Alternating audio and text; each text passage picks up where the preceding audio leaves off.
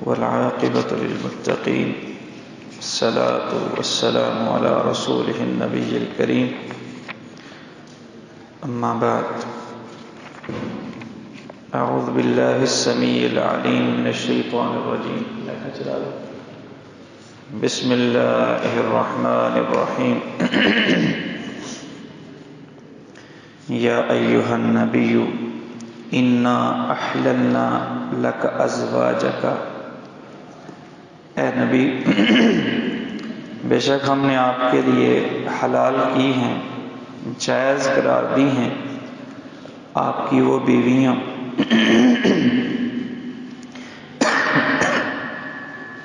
اللاتی آتیت اجورہن، جن بیویوں کے مہر آپ نے ادا کر دیے ہیں، وما اور وہ لونڈیاں ملکت یمینک جس کے مالک ہیں آپ کے دائیں ہاتھ، مما افاء اللہ علیہ ان میں سے جو اللہ تعالیٰ نے غنیمت میں آپ کو دی ہیں، لوٹا کر آپ کو دی ہیں، وبنات عمک اور آپ کی چچا کی بیٹیاں، وبنات عماتک اور آپ کی پھوپھی کی بیٹیاں، وبنات خالک اور آپ کے ماموں کی بیٹیاں، وبنات خالاتک اور آپ کی خالہ کی بیٹیاں، اللاتی ہاجرن معک جنہوں نے آپ کے ساتھ ہجرت کی ہے، ومرأة مؤمنہ اور وہ مومن عورت، ان وہبت نفسها للنبی اگر وہ اپنے آپ کو ہبہ کر دے نبی کے لیے، ان اراد النبی ان یستنکحها اگر نبی ارادہ کرے اس سے نکاح کرنے کا تو اس سے بھی نکاح کرنا جائز ہے، خالصۃ لک یہ صورت آپ کے لیے خالص ہے، من دون المؤمنین مومنوں کے علاوہ۔ اللہ رب العزت نے یہاں نبی کریم صلی اللہ علیہ وآلہ وسلم کے لیے 4 قسم کی عورتوں کو حلال اور جائز قرار دیا ہے۔ اللہ فرماتے ہیں یا ایھا النبی انا احللنا لک ازواجک۔ رسول اللہ صلی اللہ علیہ وآلہ وسلم پر ایک اعتراض یہ کیا جاتا تھا کہ آپ نے 4 سے زیادہ شادیاں کیوں کی ہیں؟ امت کے لیے 4 کی اجازت ہے اور آپ نے 4 سے زیادہ شادیاں کی ہیں، تو اس پر اللہ رب العزت نے فرمایا کہ آپ نے جن بیویوں کو مہر ادا کر کے ان سے شادی کی یہ ساری آپ کے لیے حلال ہیں۔ چنانچہ رسول اللہ صلی اللہ علیہ وسلم کی کل 11 بیویاں تھیں جن سے آپ نے باقاعدہ شادی کی ہے۔ ان 11 میں سے 2 بیویاں آپ کی زندگی کے اندر وفات پا گئی تھیں، جن میں سے ایک حضرت خدیجہ رضی اللہ تعالی عنہا ہیں اور دوسری زینب ام المساکین۔ یہ دونوں آپ کی زندگی کے اندر وفات پا گئی تھیں، زینب بنت خزیمہ۔ ان کے علاوہ 9 بیویاں رسول اللہ صلی اللہ علیہ وسلم جب دنیا سے گئے تو 9 بیویاں حیات تھیں، حضرت عائشہ رضی اللہ تعالی عنہا، سودا بنت زمعہ، حفصہ بنت عمر، ام سلمہ، زینب بنت جہش، جویریہ، ام حبیبہ، صفیہ اور میمونہ بنت حارث۔ یہ 9 بیویاں رسول اللہ صلی اللہ علیہ وسلم کی حیات تھیں۔ آپ نے ان کو باقاعدہ مہر ادا کر کے ان سے شادی کی۔ یا ایھا النبی اے نبی انا احللنا لک ازواجک بے شک ہم نے آپ کے لیے حلال کی ہیں آپ کی وہ بیویاں، اللاتی آتیت اجورہن جن عورتوں کو آپ نے مہر دیا ہے، اجور سے مراد مہر، جن کو آپ نے مہر ادا کیا ہے ان کے وہ آپ کے لیے جائز ہیں۔ یہ پہلی قسم کی عورتیں ہیں جو رسول اللہ صلی اللہ علیہ وسلم کے لیے جائز تھیں۔ آپ نے اپنی اکثر بیویوں کو جو مہر دیے ہے وہ 500 درہم ہے۔ آپ نے اپنی بیویوں کو جو حق مہر دیے ہے، اکثر بیویوں کا حق مہر 500 درہم تھا، چاندی کے سکے، جبکہ حضرت صفیہ رضی اللہ تعالی عنہا یہ غزوہ خیبر سے حاصل ہوئیں، آپ نے ان کو آزاد کر کے ان سے شادی کر لی، اور حضرت جویریہ رضی اللہ تعالی عنہا یہ حضرت ثابت بن قیس کے حصے میں آئی تھی۔ رسول اللہ صلی اللہ علیہ وسلم نے ان کی جو قیمت تھی انہوں نے مکاتبت کر لی تھی حضرت ثابت کے ساتھ، ان کی جو قیمت تھی آپ نے ادا کر کے ان سے شادی کر لی۔ نہیں، یہ اپنا غالباً غزوہ بنی المصطلق سے جو ہے نا یہ حاصل ہوئی تھی۔ اور 2 لونڈیاں تھی آپ کے پاس بیویوں کے علاوہ، ایک ریحانہ اور ایک ماریہ قبطیہ، یہ مصر کے بادشاہ مقوقس نے آپ کو ہبہ کی تھی، تحفے میں دی تھی۔ وما ملکت یمینک، اور وہ بیویاں جو جن کے مالک ہیں آپ کے دائیں ہاتھ، مما افا اللہ، جو لوٹائی ہیں اللہ تعالیٰ نے علی کا آپ پر، افا اللہ علی۔ مال فے اس مال کو کہتے ہیں جو مال بغیر لڑائی کے دشمنوں سے حاصل ہوتا ہے۔ مال غنیمت وہ جنگ کی شکل میں جو دشمنوں سے مال حاصل ہوتا ہے اس کو کہتے ہیں۔ ہاں البتہ بس اوقات مال غنیمت کو بھی مال فے کہہ دیتے ہیں۔ فے کا معنی ہوتا ہے لوٹنا، تو یہ افا اللہ، اللہ نے لوٹایا۔ لوٹائی تو وہ چیز جاتی ہے جو پہلے ہو پھر دوبارہ واپس اس کی طرف آ جائے۔ تو یہاں نقطہ یہ بیان کیا جاتا ہے کہ دنیا کے تمام اموال یہ حقیقت میں مسلمانوں کی ملکیت ہیں۔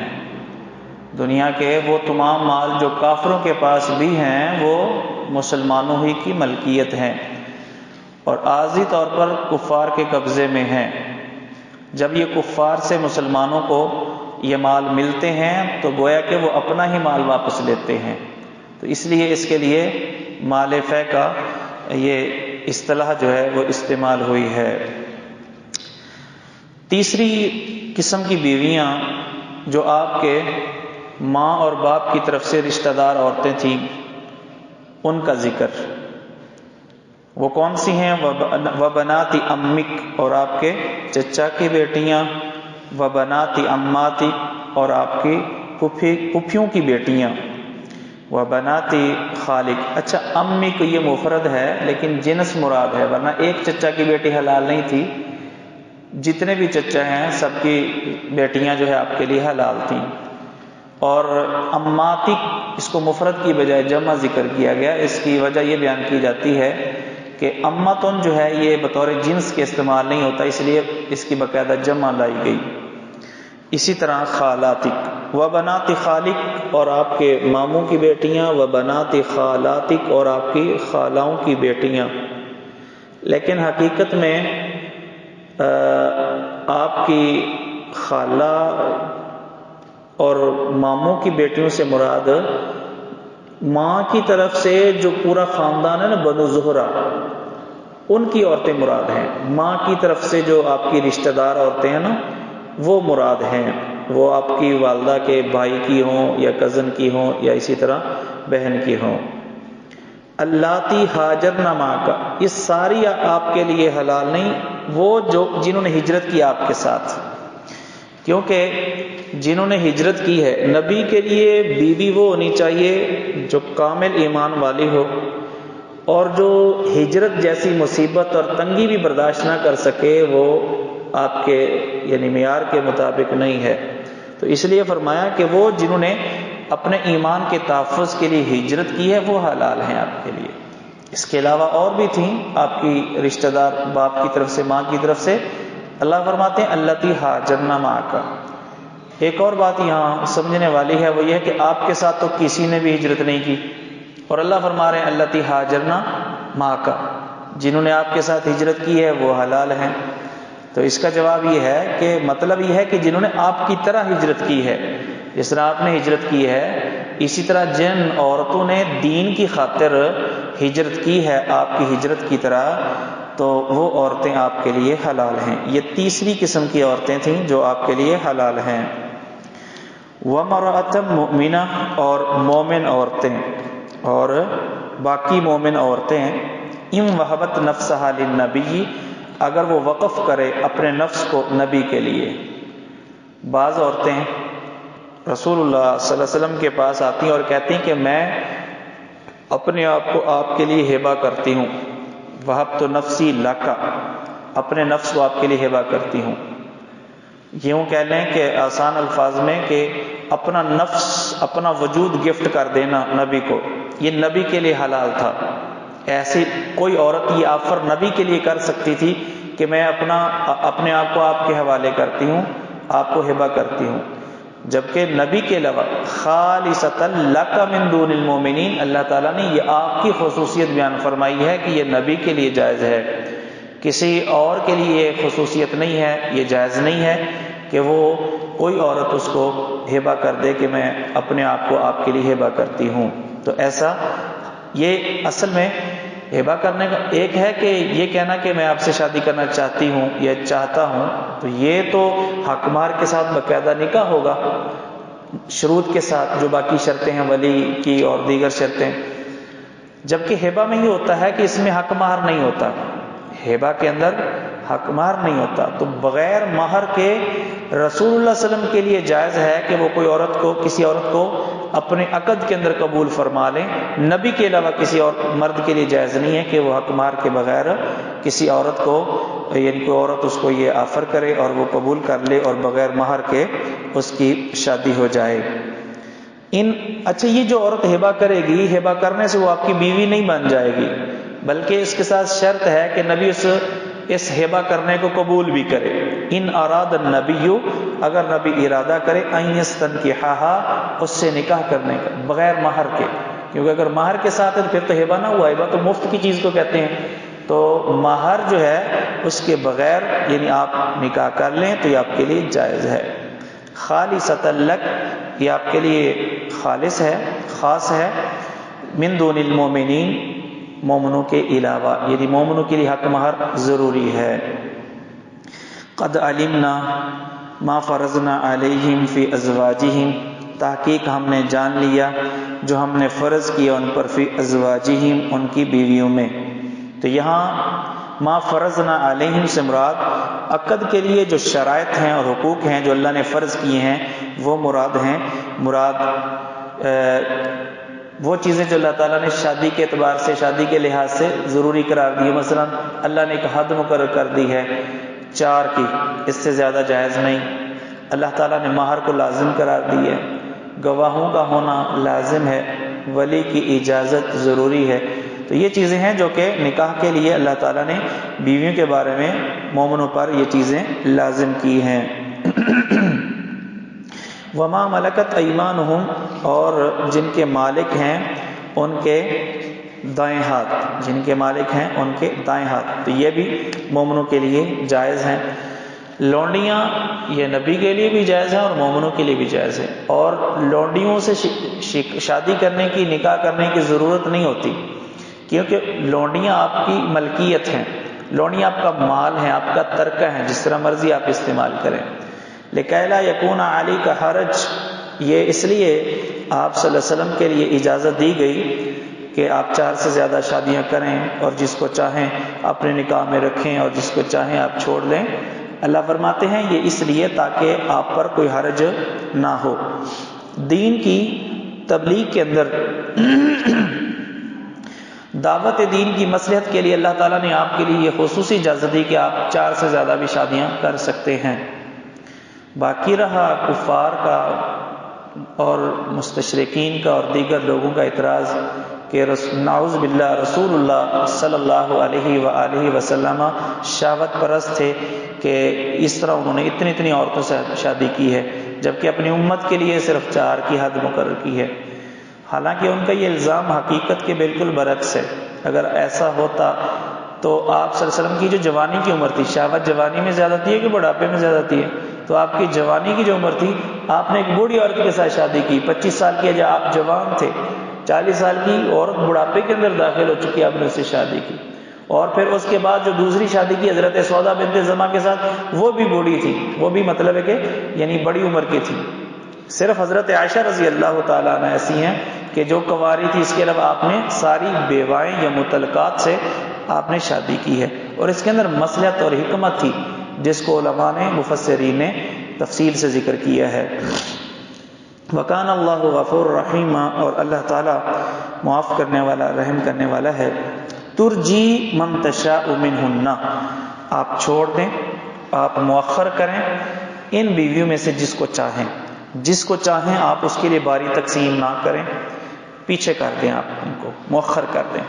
وَتُؤْوِي إِلَيْكَ مَن تَشَاءُ، اور آپ جگہ دیں اپنی طرف من تشاء جس کو چاہیں۔ بیویوں کے بارے میں، نبی کی بیویوں کے بارے میں یہ رسول اللہ صلی اللہ علیہ وسلم کے لیے خصوصی احکام ہیں۔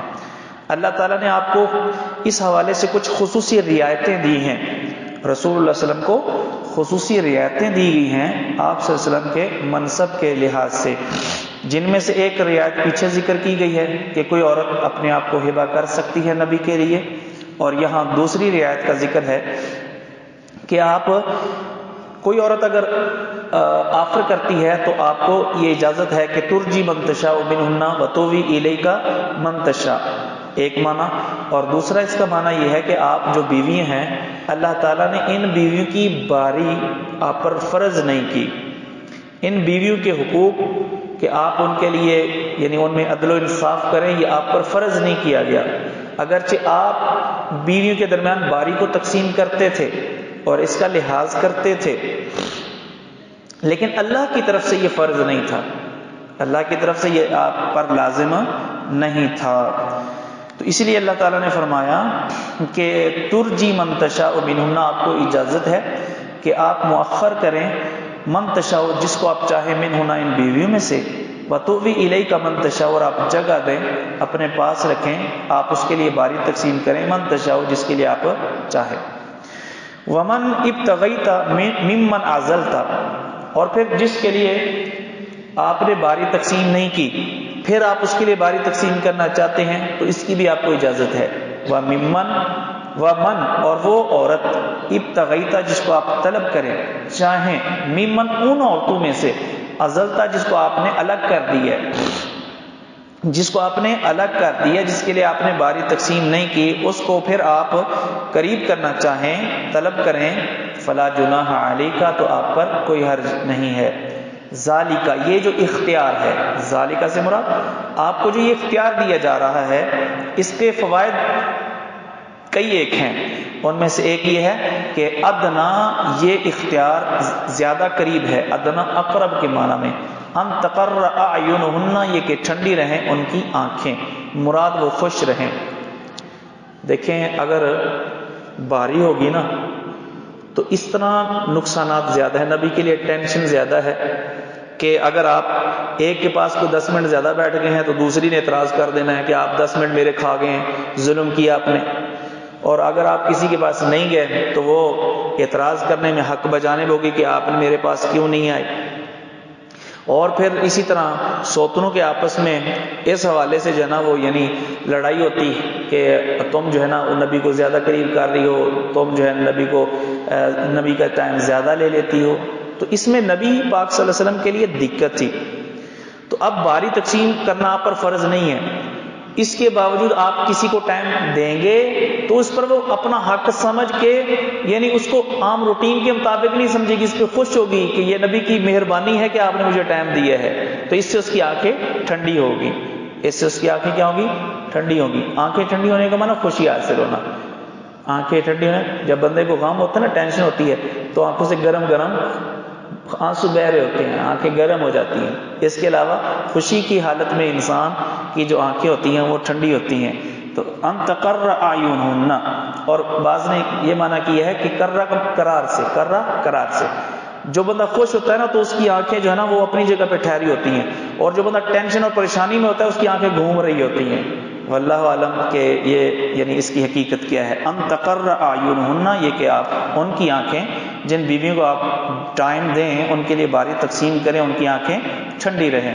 ولا یحزن، اور وہ غمگین نہ ہو، یعنی اگر بالفرض آپ نے ٹائم نہیں دیا تو وہ غمگین نہ ہو کہ پتہ نہیں کیا وجہ ہے، پتہ نہیں ناراض ہیں کہ آپ نے مجھے ٹائم نہیں دیا، تو اس پر وہ ان کو غم نہیں ہوگا، وہ یہی سوچے گی کون سا میرا یہ حق تھا کہ آپ صلی اللہ علیہ وسلم نے جو ہے نا وہ مجھے حق نہیں دیا، تو وہ اس پر پریشان نہیں ہوں گی، غمگین نہیں ہوں گی۔ وَيَرْضَيْنَ بِمَا آتَيْتَهُنَّ كُلُّهُنَّ، اور سب جو آپ ان کو دیں اس پر راضی رہیں گے، یعنی اس پر کسی کو اعتراض نہیں ہوگا۔ آپ جس کو مال جتنا زیادہ کم یا زیادہ دیں گے، ٹائم کم یا زیادہ دیں گے، تو کسی کو اعتراض کا وہ حق نہیں رہے گا، اور جو کچھ آپ ان کو دیں گے وہ اس پر راضی رہیں گی۔ واللہ یعلم ما فی قلوبکم، لیکن نبی پاک صلی اللہ علیہ وسلم نے یہ اگرچہ اللہ نے اختیار دیا، آپ نے اس اختیار کو استعمال نہیں فرمایا بلکہ ان کے لیے باریاں تقسیم کی تھی۔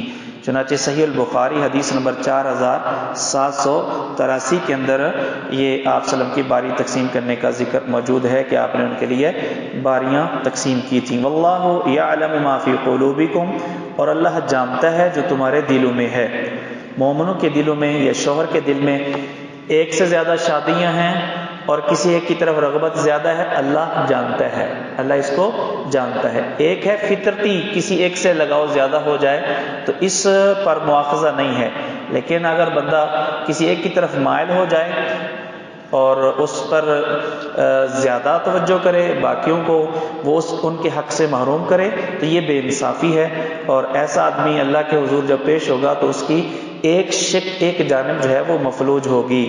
تو بیویوں کے درمیان عدل و انصاف امت کے لیے ضروری ہے، لازم ہے، فرض ہے۔ وکان اللہ علیما حلیما، اور اللہ تعالیٰ علم والا، حلم والا ہے۔ لا یحل لک النساء من بعد، نہیں ہے حلال آپ کے لیے عورتیں من بعد، ان کے بعد۔ اس کے دو مطلب بیان کیے گئے ہیں۔ ایک یہ ہے کہ رسول اللہ صلی اللہ علیہ وسلم نے جب اپنی بیویوں کے سامنے یہ چیز اختیار رکھا، چاہو تو نبی اللہ رسول کا انتخاب کرو 21ویں پارے کے آخر میں، چاہو تو اللہ کے نبی کو اختیار کرو، اور چاہو تو مال لے کے الگ ہو جاؤ، اور نبی پاک صلی اللہ علیہ وسلم کی بیویوں نے آپ کا انتخاب کیا۔ اللہ نے اس کا صلہ دنیا میں یہ دیا کہ اللہ نے اس کے بعد اپنے نبی کو روک دیا کہ مزید کسی عورت سے شادی نہ کرے۔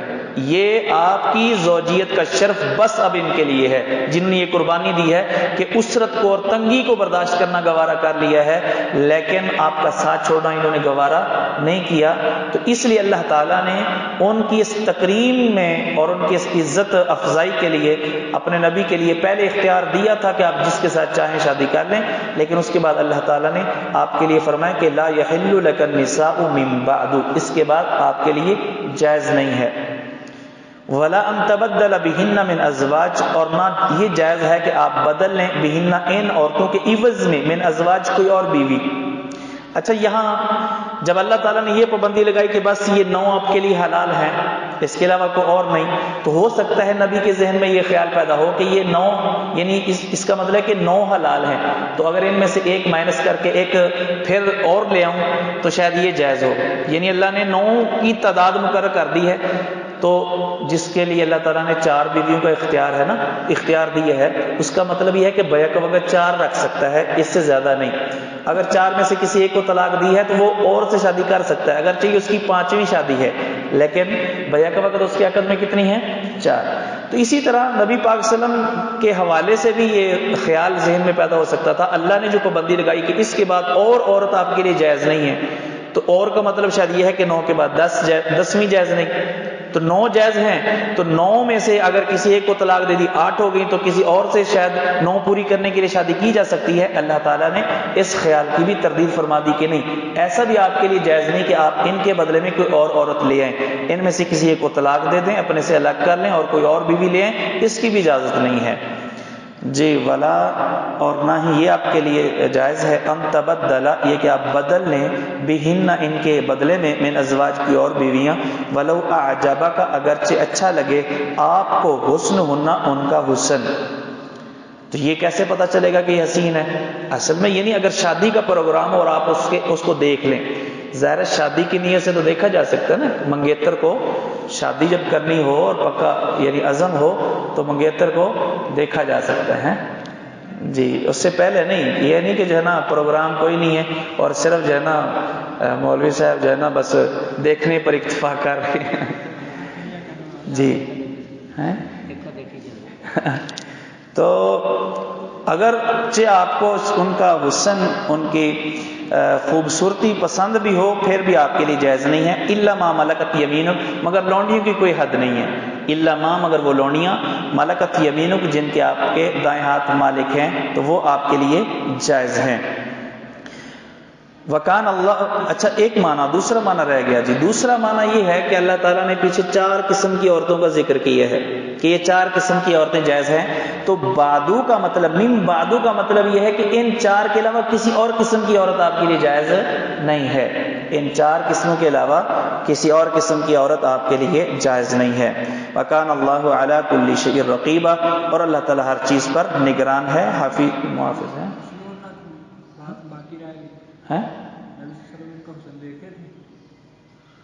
جی اگر آپ شادی کرنا چاہیں اور ان کی طرف دیکھیں تو شادی کی نیت سے تو دیکھا جا سکتا ہے نا منگیتر۔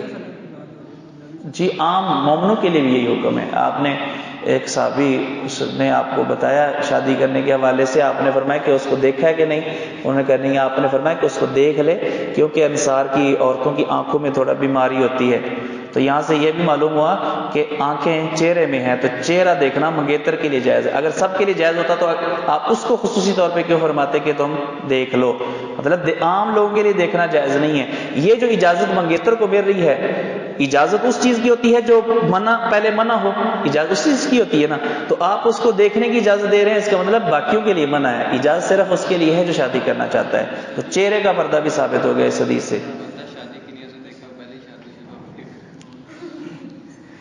شادی کی نیت سے آپ نے ایسے ہی ہوائی فائر کرنے ہیں، آپ نے پہلے بات چیت کرنی ہے، پتہ چلا رہے ہیں کہ وہ اور یعنی جی چلے جی۔ وکان اللہ علی کل شیء رقیبا یا ایھا الذین آمنوا لا تدخلوا بیوت النبی۔ اچھا پہلے تو کچھ ہدایات تھی نبی پاک صلی اللہ علیہ وسلم کے حوالے سے، اب کچھ ہدایات ہیں امہات المومنین کے حوالے سے، کچھ آداب کا ذکر ہے۔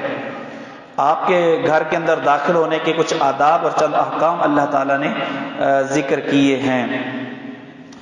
اللہ فرماتے ہیں یا ایھا الذین آمنوا لا تدخلوا بیوت النبی، اے ایمان والو نہ داخل ہو نبی کے گھروں میں، الا ان یؤذن لکم، مگر یہ کہ تم کو اجازت دی جائے۔ نبی کے گھر میں داخل نہیں ہونا روٹی پانی کے لیے، مگر تم کو اجازت دی جائے الی طعام، کھانے کی طرف۔ معلوم ہو کہ کھانا کھانے کے لیے اجازت کے بغیر نہیں جا سکتے، الا ان یؤذن، اجازت ملے تو کھانا کھایا جا سکتا ہے۔ تو شادی بیاہ کے موقع پر اگر آپ کو دعوت نہیں، آپ چلے جاتے ہیں تو آپ چور ہیں، حدیث کے مطابق آپ کیا ہیں؟ چور ہیں جی۔ تو اس لیے بغیر اجازت کے کسی کے ہاں اس طرح کسی کا کھانا کھانا وہ جائز نہیں ہے۔ یہ یعنی اس کے لیے اگرچہ اور بھی احادیث ہیں، لیکن اس قرآن کی آیت سے بھی ان یؤذن لکم، اس سے اشارہ موجود ہے کہ اجازت ضروری ہے۔ بیوت النبی، بیوت جمع ہے بیت کی، تو نبی پاک صلی اللہ علیہ وسلم کی جتنی ازواج تھیں ان سب کے لیے الگ الگ گھر تھا، ان کے لیے الگ الگ گھر تھا۔ تو یہ بہتر ہے، بندہ اگر اس کی ایک سے زیادہ شادیاں ہیں نا تو وہ ان کو الگ الگ رکھے، یہ زیادہ بہتر ہے، تاکہ بجائے اس کے کہ جو ہے نا وہ روزانہ لڑائی ہو، پریشانی ہو، تو یہ اس کے لیے بہتر ہے۔ جب ایک شخص کی ایک سے زیادہ بیویاں، ان کے لیے گھر الگ الگ بہتر ہیں، تو اگر الگ الگ یعنی بندوں کی الگ الگ بیویاں ہیں، یعنی 2-3 بھائی ہیں، تو ان کے لیے تو بالاولیٰ بہتر ہے کہ وہ الگ الگ گھروں میں رہیں۔ یہی وجہ ہے کہ ہم دیکھتے ہیں کہ معاشرے کے اندر یہ جو جوائنٹ فیملی سسٹم ہے، اس کے نقصانات زیادہ دیکھنے میں آ رہے ہیں، اختلافات شروع ہو جاتے ہیں، اور پھر یہ اختلافات اس قدر یعنی وسیع ہوتے ہیں کہ بھائی آپس میں ایک دوسرے سے جدا ہو جاتے ہیں۔ تو اس لیے بہتر یہی ہے، وسعت نہ ہو تو الگ بات ہے، بس اوقات غربت کی وجہ سے یعنی اتنی کیپیسٹی نہیں ہوتی کہ الگ الگ گھر تعمیر کیے جا سکیں۔ بہرحال جہاں تک ہو سکے اس کے لیے کوشش ہونی چاہیے، پردے کے حوالے سے بھی اور اسی طرح دیگر حوالے سے یہی بہتر ہے۔ یا ایھا الذین آمنوا، ایمان والو، لا تدخلوا بیوت النبی، نہ تم داخل ہو نبی کے گھروں میں، الا ان یؤذن لکم، مگر یہ ہے کہ تم کو اجازت دی جائے، الی طعام، کھانے کی طرف، غیر ناظرین اناہ، اس علاوہ اس کے کہ تم ہو انتظار کرنے والے، اناہ، اس کے پکنے کا، یعنی ابھی کھانا پکا نہیں ہے۔ اگر دعوت مل بھی گئی ہے، اگر غلطی سے دعوت آپ کو دے بھی دی ہے، تو آپ کھانا پکنے سے بھی 2 گھنٹے پہلے پہنچ کے ان کے سروں پہ سوار ہو گئے ہیں، یہ بھی صحیح نہیں ہے۔ تو کھانے کی اگر دعوت ملی ہے تو جو ٹائم دیا گیا ہے اس پہ جائیں، تاکہ گھر والوں کے لیے آپ بوجھ نہ بنیں۔ وہ آپ کے پاس بیٹھیں کہ اپنے دیگر معاملات کلوز کریں اور اپنے سارے کام سنبھالیں، تو اس لیے پہلے بھی نہیں جانا چاہیے، اور اسی طرح کھانا کھانے کے بعد، ضرورت سے فارغ ہونے کے بعد بھی بیٹھے نہیں رہنا چاہیے گپوں میں اور باتوں میں۔ اب گھر والا تو نہیں کہہ سکتا کہ بھئی آپ تشریف لے جائیں، جس کام کے لیے آپ آئے تھے تو وہ کام پورا ہو چکا ہے، اب آپ جا سکتے ہیں، تو وہ ظاہر ہے کہ نہیں کہہ سکتا شرم کی وجہ سے۔ تو اس میں خود مہمان کو سوچنا چاہیے، آنے والے کو سوچنا چاہیے، اور اس کو چاہیے کہ وہ یعنی کھانے کے بعد، فراغت کے بعد فوراً چلا جائے۔ رسول اللہ صلی اللہ علیہ وسلم نے جب حضرت زینب سے شادی کی تو اس وقت ولیمے پر آپ نے صحابہ کو بلایا، اور ان میں سے 3 صحابی ایسے تھے جو کہ کھانے کے بعد بھی باتوں میں لگے رہے۔ آپ جناب انتظار میں ہیں کہ یہ جائیں، تو ظاہر ہے کہ اسی گھر کے اندر آپ کی زوجہ محترمہ بھی تھیں جس سے آپ نے نئی شادی کی تھی، تو اب وہ آپ انتظار میں ہیں ان کے جانے کا، تو آپ وہ نہیں گئے، آپ باہر نکل گئے، اپنی بیوی کے ہاں چکر لگا کے آئے۔ حضرت انس فرماتے ہیں گھر واپس آئے تو پھر دیکھا وہی بیٹھے ہوئے ہیں، پھر چلے گئے۔ تو خیر بعد میں جو ہے نا وہ یعنی اٹھ کے چلے گئے، تو جب وہ چلے گئے تو رسول اللہ صلی اللہ علیہ وسلم گھر میں داخل ہوئے، اور آپ صلی اللہ علیہ وسلم نے ارخ سترہ، اپنے پردے کو لٹکا لیا اور دروازے کو بند کر لیا۔ تو یہ یعنی ایک آداب سکھائے گئے ہیں خاص طور پہ نبی پاک صلی اللہ علیہ وسلم کے گھر کے حوالے سے، لیکن یہ آداب دراصل تمام امت کے لیے ہیں۔ ولیکن اذا دعیتم، لیکن جب تمہیں دعوت دی جائے، فادخلوا، تو اس وقت داخل ہو، فاذا طعمتم، جب تم کھا لو، فانتشروا، تو پھیل جاؤ، چلے جاؤ، ولا مستانسین، اور نہ تم بیٹھے رہو دل لگانے والے، لحدیثن، باتوں میں، اور نہ تم بیٹھے رہو، یہ نہ بیٹھے رہو یہ کلام سے خود سمجھ آ رہا ہے، اس کے لیے الفاظ اللہ نے استعمال نہیں کیے۔ مستانسین کا معنی دل لگانے والے، لحدیث، باتوں کے لیے، باتوں میں، تو باتوں میں دل لگانے والے نہ رہو، یعنی باتوں میں مشغول ہو کے وہاں بیٹھے نہ رہو، تاکہ گھر والوں کو دقت اور پریشانی نہ ہو۔ دور جاہلیت میں سورہ نور کے اندر ہم مسائل اس حوالے سے پڑھ چکے ہیں۔ دور جاہلیت کے اندر عرب لوگ بے تکلفانہ ایک دوسرے کے گھر میں چلے جاتے تھے، اجازت لینا، دروازے پہ کھڑے ہونا، انتظار کرنا، اس کی ضرورت نہیں سمجھی جاتی تھی، بلکہ بغیر پردے کے عورتوں سے مرد حضرات بات چیت بھی کر لیتے تھے۔ تو اس میں کئی ایک خرابیاں تھیں۔ اللہ تعالیٰ نے یہاں اور اس طرح سورہ نور کے اندر جو ہدایات دی ہیں، یہاں پر اشارہ ہے کہ اللہ تعالیٰ نے ان آداب کا سلسلہ نبی سے شروع کیا، ان آداب کا سلسلہ اللہ تعالیٰ نے نبی سے شروع کیا۔ تو سب سے پہلے نبی کے گھر میں داخلے کے لیے اجازت کو مقرر کیا گیا، اور پھر سورہ نور والا حکم تمام گھروں کے لیے اللہ تعالیٰ نے اسی قید کلیے کا اور اسی ادب کا اللہ تعالیٰ نے اعلان کر دیا کہ اس کا خیال رکھا جائے۔ ان ذالکم، بے شک تمہارا جو یہ کام ہے، یہ جو بیٹھے رہنا ہے، کانا یؤذی النبی، یہ نبی کو اذیت دیتا ہے۔ میں نے اشارہ کیا ہے کہ یہ حضرت زینب رضی اللہ تعالی عنہ کی شادی کے ولیمے کی بات ہے۔ صحیح البخاری حدیث نمبر 4793 میں یہ پورا قصہ مذکور ہے۔ فیستحیی منکم، تو نبی تم سے استحیا کرتا ہے اور تمہیں کہہ نہیں سکتا کہ اٹھ کے چلے جاؤ۔ واللہ لا یستحیی من الحق، لیکن اللہ تعالیٰ حق سے نہیں شرماتا۔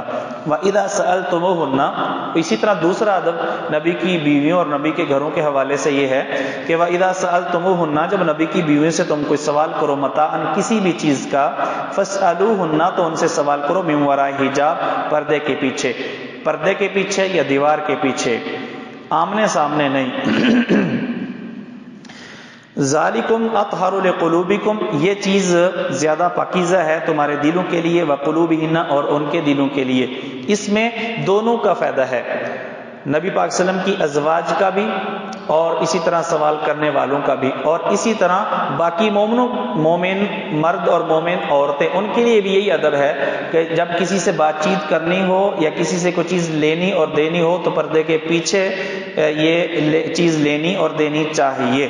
اس میں دونوں کا فائدہ ہے، دونوں کے لیے پاکیزگی ہے، دونوں کی عزت کا تحفظ ہے، اور دونوں کے لیے آئندہ آنے والے خطرات سے تحفظ ہے۔ اس لیے اللہ تعالیٰ نے یہ حکم دیا ہے کہ فَاسْأَلُوهُنَّ مِنْ وَرَاءِ حِجَاب۔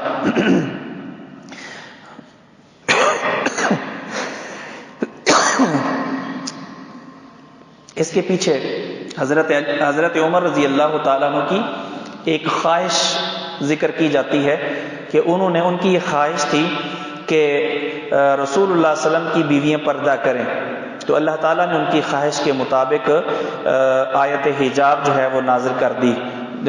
یہ صحیح البخاری حدیث نمبر 402 میں اس چیز کا ذکر ہے کہ حضرت عمر نے کہا تھا لو امرت نساءک ان یحجبن فانہ یکلمہن البر والفاجر فنزلت آیت الحجاب، اس کو آیت حجاب کہتے ہیں۔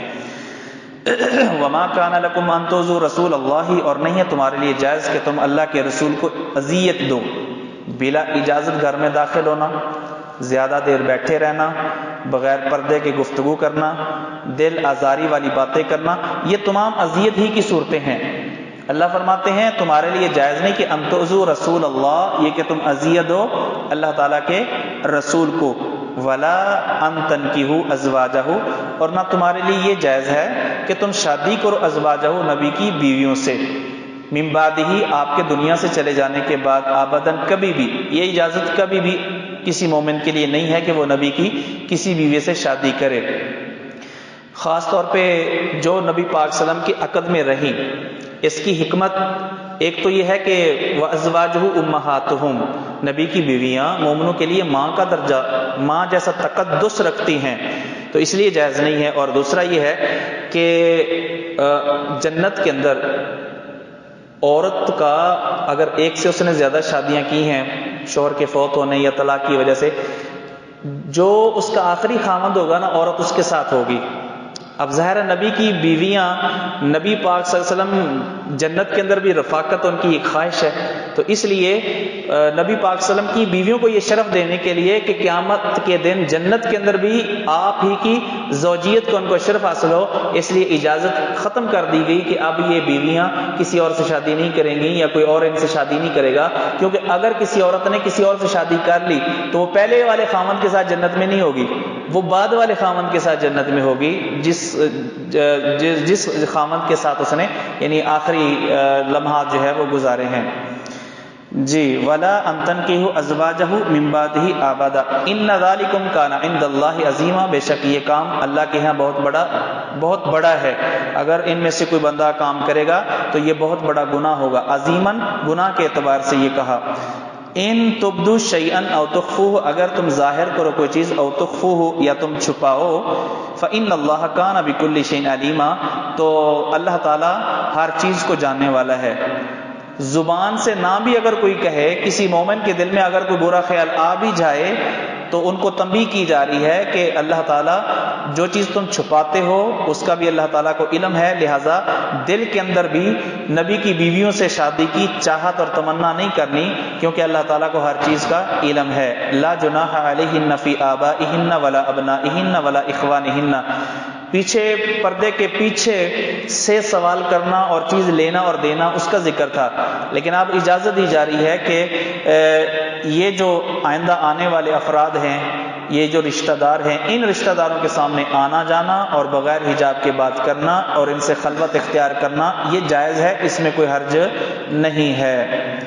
اور یہ ادب صرف یعنی یہ حکم صرف نبی کی بیویوں کے لیے نہیں ہے، یہ تمام عورتوں کے لیے ہے۔ لا جناح علیہن فی آبائہن، عورتوں کے لیے حرج نہیں ہے، فی آبائہن اپنے باپوں کے سامنے آنے میں، اپنے باپوں میں کا مطلب اپنے باپوں کے سامنے آنے میں حرج نہیں ہے، ولا ابنائہن نہ ان کے بیٹے، ولا اخوانہن نہ ان کے بھائی، ولا ابناء اخوانہن نہ بھتیجے، ولا ابناء اخواتی نہ بھانجے، ولا نسائہن اور نہ مومن عورتوں کے سامنے آنے میں کوئی حرج ہے۔ ولا نسائہن کہا، مومن عورتیں، فاسقہ فاجرہ گندی عورتیں اور اس طرح مشرکہ اور کافرہ عورتیں، ان کے سامنے بھی مومن عورتوں کو آنے سے گریز کرنا چاہیے، کیونکہ ایسی عورتیں فتنے کا سبب بن سکتی ہیں۔ ان کے حسن کو لوگوں کے سامنے بیان کر کے لوگوں کے دلوں میں ان کی محبت اور ان کے خلاف کوئی بری بات جو ہے وہ پیدا کر سکتی ہیں۔ وَلَا مَا مَلَكَتْ أَيْمَانُهُنَّ، اور نہ ہی اپنی لونڈیوں یا اپنے غلاموں کے سامنے آنے میں کوئی حرج ہے۔ وَاتَّقِينَ اللَّهَ، اے عورتوں اللہ سے ڈرو۔ وَاتَّقِينَ اللَّهَ، اللہ سے ڈرو، یعنی خطاب ہے عورتوں سے، اے عورتوں اللہ سے ڈرتی رہو۔ إِنَّ اللَّهَ كَانَ عَلَى كُلِّ شَيْءٍ شَهِيدًا، بے شک اللہ تعالیٰ ہر چیز پر شاہد ہے۔ إِنَّ اللَّهَ وَمَلَائِكَتَهُ يُصَلُّونَ عَلَى النَّبِيِّ، بے شک اللہ اور اس کے فرشتے يُصَلُّونَ عَلَى النَّبِيِّ، نبی پر صلاۃ بھیجتے ہیں۔ یہاں صرف صلاۃ کا ذکر ہے، آگے جب مومنوں کو اللہ نے ذکر دیا صلاۃ کے ساتھ سلام کا بھی ذکر ہے، تو یہاں اصل میں یہ سلام محذوف ہے، یعنی ان اللہ و ملائکۃ یصلون علی النبی و یسلمون، یہ کلام سے سمجھ آ رہی ہے یہ بات کہ اللہ تعالیٰ اور فرشتے نبی پر صلاۃ بھیجتے ہیں اور سلام بھیجتے ہیں۔ اس صورت کے اندر نبی پاک صلی اللہ علیہ وسلم کی بہت زیادہ خصوصیات بیان کی گئی ہیں، جس طرح کہ مومنوں پر نبی جانوں سے بھی زیادہ حق رکھتے ہیں، 4 سے زیادہ بیویوں کی سے شادی کی اجازت ہے، آپ خاتم النبیین ہیں، آپ کی بیویاں امہات المومنین ہیں، خصوصی حجاب کے اور احترام کی خصوصی اللہ تعالیٰ نے آیات نازل کی ہیں، اور اسی طرح آپ کی ازواج سے نکاح کی باقی مومنوں کے لیے حرمت ہے۔ تو یہ نبی کے لیے اعزازات ہیں، ان میں سے ایک اعزاز یہ ہے کہ اللہ فرماتے ہیں بے شک اللہ تعالیٰ اور اس کے فرشتے یصلون علی النبی، وہ نبی پر صلاۃ بھیجتے ہیں۔ اللہ کا صلاۃ بھیجنا، اللہ کا رحمت بھیجنا، اور فرشتوں کا صلاۃ بھیجنا، فرشتوں کا دعا کرنا، رحمت کی اللہ تعالیٰ سے دعا کرنا، تو وہ فرشتے دعا کرتے ہیں اور اللہ تعالیٰ وہ نبی پر رحمتیں نازل کرتا ہے۔ یا ایھا الذین آمنوا صلوا علیہ وسلموا تسلیما، اے ایمان والو تم بھی نبی پر صلاۃ بھیجو اور آپ پر سلام بھیجو، تسلیماً خوب سلام بھیجنا۔ اللہ تعالیٰ نے پہلے آسمان والوں کی خبر دی کہ آسمانوں کے اوپر فرشتے اور ان کے اوپر اللہ تعالیٰ عرش بری پر نبی پر صلاۃ بھیجتا ہے۔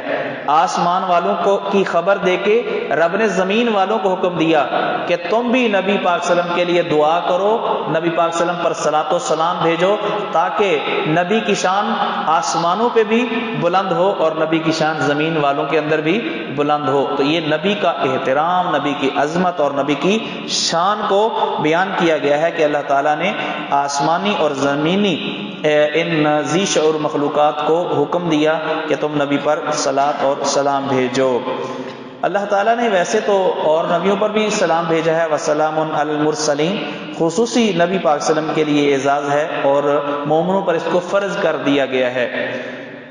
زندگی کے اندر کم سے کم ایک بار جس نے صلاۃ اور سلام نہیں پڑھا تو گویا کہ اس نے اس فرض کو ترک کیا، اور اسی طرح نماز کے اندر اللہ تعالیٰ نے اس صلاۃ اور سلام کو فرض کی ہے۔ ہمارے نزدیک درود پڑھنا بھی نماز کے اندر ضروری ہے، خاص طور پہ آخری تشہد کے اندر، اگرچہ بعض نے اس کو یعنی فرض سے ہلکا درجہ دیا ہے، لیکن بہرحال یہ ضروری ہے۔ اور یہ جو صلاۃ کے سلام جو ہے، سلام یہ اتحیات جو ہم پڑھتے ہیں یہ سلام ہے۔ اتحیات کیا ہے؟ یہ سلام ہے۔ جس طرح کہ حضرت ایک روایت کے اندر آتا ہے کہ صحابہ کرام نے آپ سے یعنی اس کی التجا کی کہ آپ یعنی بتائیں کہ سلام کیا ہے، آپ نے اس کے لیے اتحیات کے الفاظ سکھائے، اور جو درود ہے اس کے لیے ایک لفظ نہیں ہے، کوئی خاص ایک صیغہ نہیں ہے، اس کے لیے مختلف الفاظ ہیں، درود کے مختلف الفاظ ہیں جو مختلف روایتوں میں ہیں۔ علامہ البانی رحمۃ اللہ علیہ نے نماز کے اندر پڑھے جانے والے 7 مختلف قسم کے درود صلاۃ النبی کے اندر انہوں نے ذکر فرمائے ہیں۔ تو جو درود ثابت ہے وہ الفاظ درود کے پڑھے جانے چاہیے، جو درود رسول اللہ صلی اللہ علیہ وسلم سے ثابت ہے وہ الفاظ پڑھے جائیں، اپنی طرف سے نہیں۔ درود لکھی، درود تاج اور درود فلاں، ان درودوں کی کوئی حیثیت نہیں ہے۔ اور سب سے زیادہ جو مشہور درود ہے وہ حضرت کعب بن عجرہ رضی اللہ تعالیٰ عنہ سے مروی ہے، جو صحیح البخاری میں ہے، جس کو ہم درود ابراہیمی کہتے ہیں، حدیث نمبر 3370۔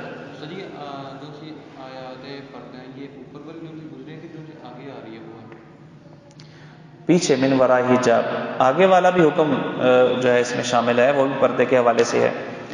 رسول اللہ صلی اللہ علیہ وسلم نے درود کے حوالے سے روایات تو بہت ساری ہیں جس میں ان کی فضیلت ہے. مثلا آپ نے فرمایا البخیل الذی ذکرت عنده ولم یصلی علی، جس کے سامنے میرا نام لیا جائے اور وہ مجھ پر درود نہ پڑھے ایسا شخص بخیل ہے. اسی طرح ایک بار درود پڑھنے سے 10 اللہ تعالیٰ کی رحمتیں ملتی ہیں، 10 نیکیاں اور 10 درجے بلند ہوتے ہیں.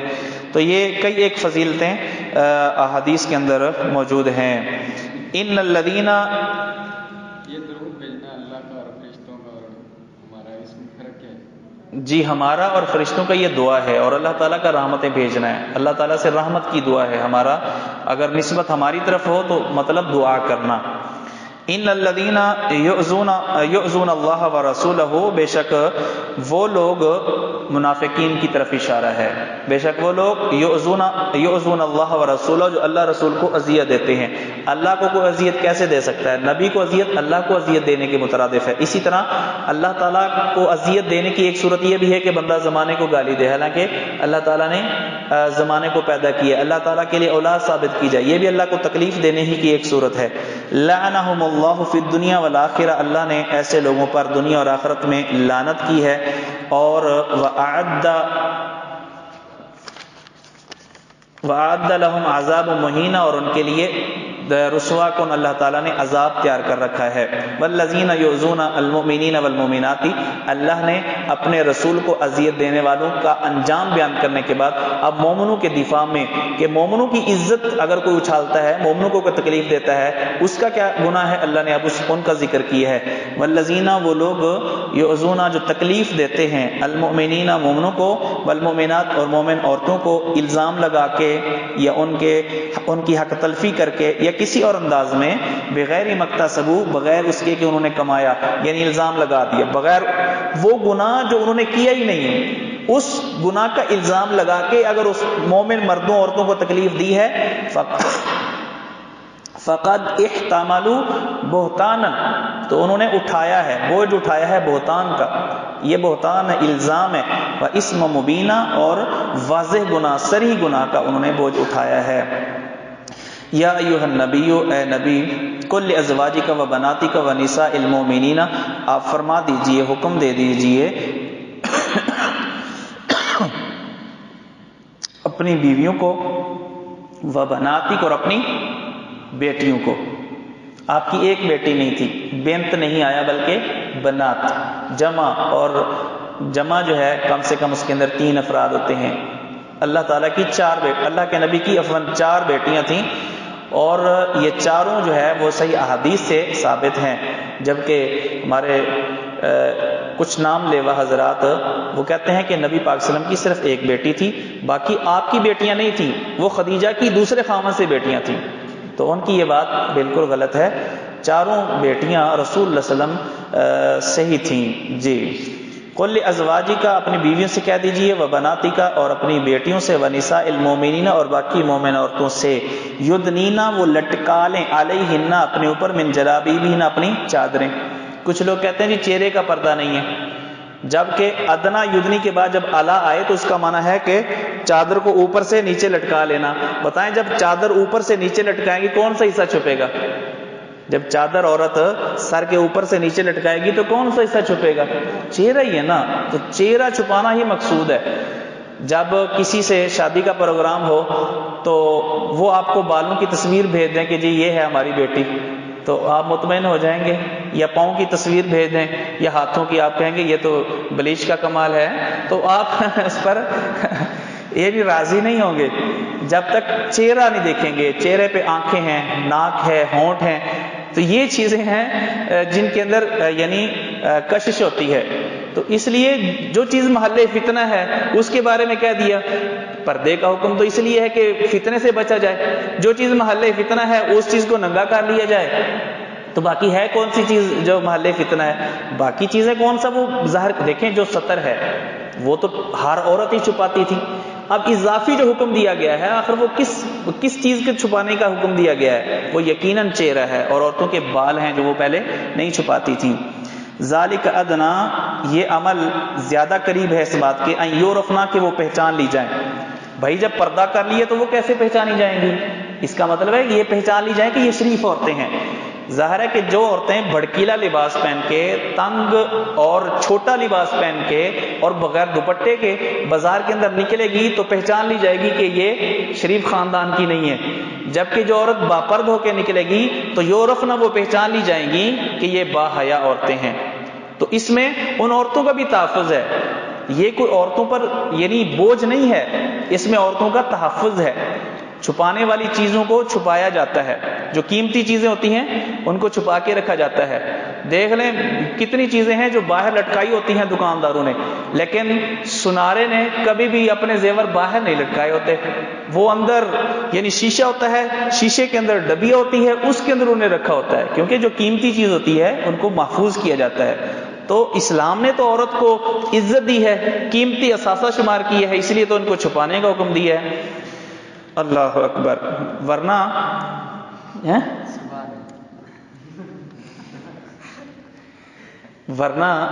دیکھیں بھائی، اگر چھپانے والی چیز کو آپ چھپائیں گے نہیں نا جی، مٹھائی جو ہے نا وہ دکاندار کیا کرتے ہیں، شیشے میں رکھتے ہیں، اوپر کپڑا وغیرہ دے کے رکھتے ہیں، ورنہ کیا ہوگا، مکھیاں بیٹھیں گی، ٹھیک ہے نا، سمجھدار ہیں آپ۔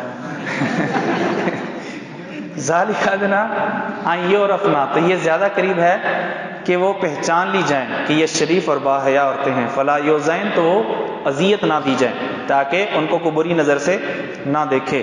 وکان اللہ غفور الرحیم، اور اللہ تعالیٰ ہمیشہ سے معاف کرنے والا، رحم کرنے والا ہے۔ اللہ تعالیٰ نے برقعے کا کہیں پہ حکم نہیں دیا، برقعے کا حکم نہ اللہ نے دیا نہ اللہ کے نبی نے دیا، کیا جی ہے ایسے؟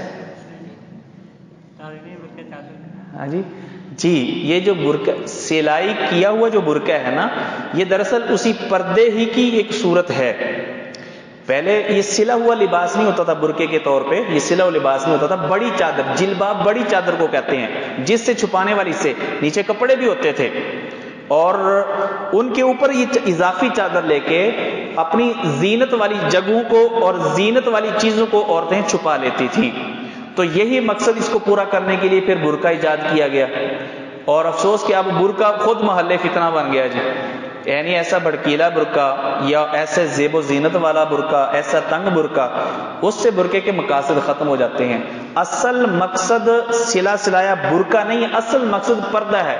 وہ بڑی چادر سے اگر پورا ہو رہا ہے تو فابیہا، اگر وہ یعنی سلے ہوئے کسی لباس سے پورا ہو رہا ہے تو پھر بھی اچھی بات ہے۔ اگر بڑی چادر بھی وہ مقصد پورا نہیں کر رہی، اگر سلا ہوا برقع بھی وہ مقصد پورا نہیں کر رہا، تو سمجھ لیں کہ وہ فرض ادا نہیں ہو رہا۔ لَئِن لَّمْ يَنْتَهِ الْمُنَافِقُونَ وَالَّذِينَ فِي قُلُوبِهِم مَرَضٌ، اگر نہ باز آئے منافقین، وَالَّذِينَ فِي قُلُوبِهِم مَرَضٌ، اور وہ لوگ جن کے دلوں میں بدکاری کا مرض ہے، وَالْمُرْجِفُونَ فِي الْمَدِينَةِ، اور مدینہ شہر میں افواہیں اڑانے والے، المرجفون جھوٹی افواہیں پھیلانے والے، اگر یہ باز نہ آئے اپنی بری حرکتوں سے، لَنُغْرِيَنَّكَ بِهِمْ، ہم آپ کو مسلط کر دیں گے ان پر، یعنی آپ کو اختیار دے دیں گے آپ ان کے بارے میں سختی کریں۔ تو چنانچہ پھر کیا ہوگا، ثُمَّ لَا يُجَاوِرُونَكَ، پھر وہ نہیں آپ کے پڑوس میں رہ سکیں گے، فیہا، اس شہر میں، الا قلیلا، مگر تھوڑا، تو پھر ان کو رہنے کی اجازت نہیں دی جائے گی۔ اس طرح کے لوگ جو معاشرے کے بگاڑ کا سبب بنے، ان کو وہاں سے نکال دینا چاہیے، ایسے محلے سے، ایسے گندے لوگوں کو جو الزام تراشیاں اور اسی طرح پاک دامن عورتوں پر کیچڑ اچھالنا اور نظر بازی اور اس طرح کے جو جرائم ہیں ان کا ارتکاب کرتے ہیں، تو ایسے لوگوں کا وہاں رہنے کا کوئی حق نہیں ہے۔ ملعونین، کون کہتا ہے قائل نہیں تھے، فرضیت کے قائل نہیں تھے، ورنہ تو وہ استحباب کے تو قائل تھے، وہ ان کے گھر والے ساری عورتیں پردہ کرتی تھی، وہ کہتے تھے کہ فرض نہیں ہے بس، یعنی فرضیت کا، ورنہ فتنے کے اعتبار سے جنہوں نے فرض نہیں قرار دیا انہوں نے بھی ساتھ یہ کہا ہے کہ شرط یہ ہے کہ فتنہ نہ ہو، تو جو فتنہ ہو تو پھر فتنے میں تو سبھی قائل ہیں کہ جو چہرے کا پردہ ہے وہ لازم ہو جاتا ہے۔ ملعونین، ملعون ہیں، لعنت کیے گئے ہیں ایسے لوگ، اینما ثقفوا، جہاں وہ پائے جائیں، اخذوا وہ پکڑ لیے، اینما ثقفوا جہاں پائے جائیں، اخذوا پکڑ لیے جائیں، وقتلوا تقتیلا، اور ان کو خوب اچھے طریقے سے قتل کر دیا جائے۔ معاشرے کو پاک رکھنے کے لیے اللہ تعالیٰ ایسے ہی احکامات دیتا ہے جن سے معاشرہ جو ہے اس طرح کی غلاظت سے پاک ہو جائے۔ تو عورتوں کو چھیڑنے والے، خوف و ہراس پھیلانے والے، تو ان کے لیے اس طرح کی سخت سزا مقرر کی گئی ہے، تاکہ نہ صرف یہ کہ خود وہ باز آ جائیں بلکہ اور دیگر بہت سارے لوگ جو ان کی ڈگر پر چلنے والے ہیں تو ان کو بھی تنبیہ ہو جائے اور وہ اپنی حرکتوں سے باز آ جائیں۔ سنت اللہ، یہی اللہ کا طریقہ ہے، فی الذین خلو من قبل، ان لوگوں میں بھی جو آپ سے پہلے گزر چکے، ولن تجد لسنت اللہ تبدیلا، اور نہیں آپ پائیں گے اللہ کی سنت کو تبدیل ہونے والا۔ یہ احکامات عارضی نہیں ہیں، اللہ کی یہ سنت تبدیل ہونے والی نہیں، یہ احکامات قیامت تک کے لیے ہیں، اور حکام کی یہ ذمہ داری ہے کہ وہ ان قوانین کو نافذ کریں اور معاشرے کو اس طرح کی غلاظت سے پاک کریں۔ یسألک الناس عن الساعہ، لوگ آپ سے قیامت کے متعلق سوال کرتے ہیں، یہ سوال جاننے کے لیے نہیں، انکار کے لیے۔ قل انما علمها عند اللہ، فرما دیجئے کہ اس کا علم اللہ کے پاس ہے۔ وما یدریک لعل الساعة تکون قریبا، آپ کو کیا معلوم کہ قیامت ہو سکتا ہے قریب ہو۔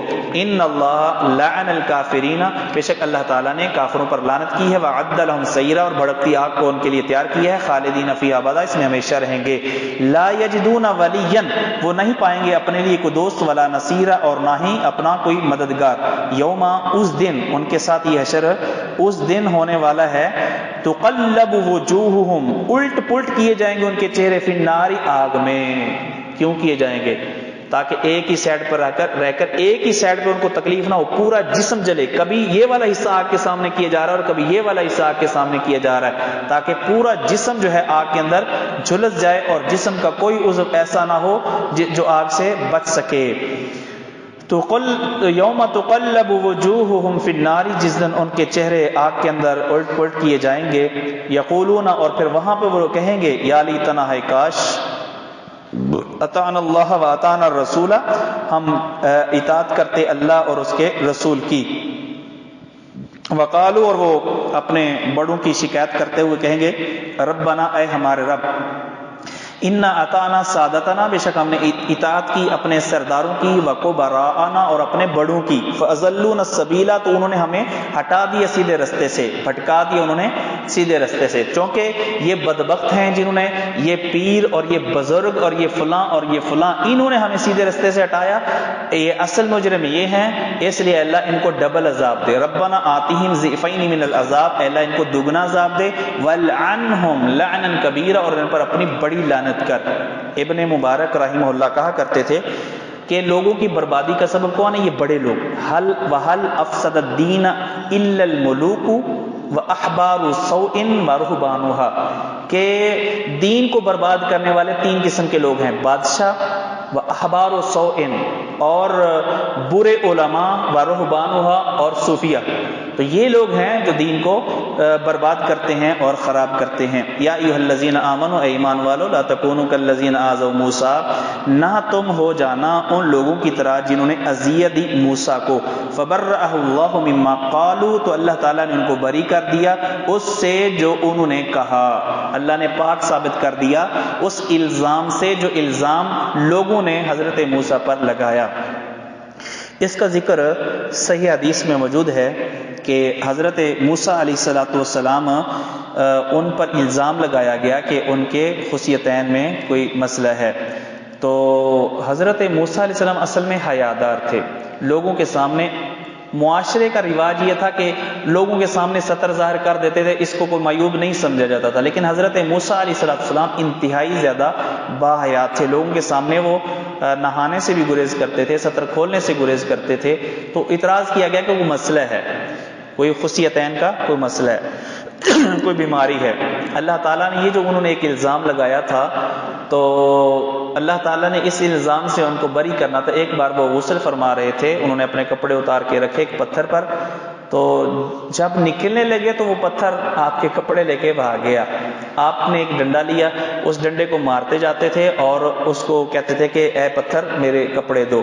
تو وہ جو الزام لگانے والے سرکردہ لوگ تھے نا، وہ پتھر وہاں جا کے رک گیا، انہوں نے حضرت موسیٰ علیہ السلام کو لباس کے بغیر دیکھ لیا اور ان کو یہ بات معلوم ہو گئی کہ جو الزام وہ لگا رہے ہیں وہ الزام حضرت موسیٰ اس الزام سے بری ہیں۔